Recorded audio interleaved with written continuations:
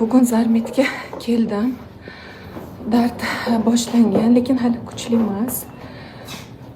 Bugun juma. Shu yaxshi kunda chaqaloq qilsam kerak.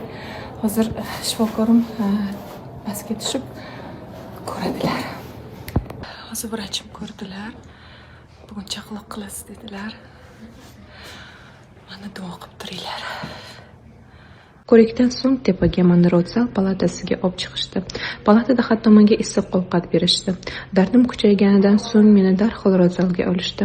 Tepamda 3-4 ta shifokor turib, meni oson, razriflarsiz tug'ishimga yordam berishdi. Menda krupniy plod 4 kilodan ortiq qizcha bo'lsa-da, men juda ham yengil tug'dim, hech qanday razriflarsiz.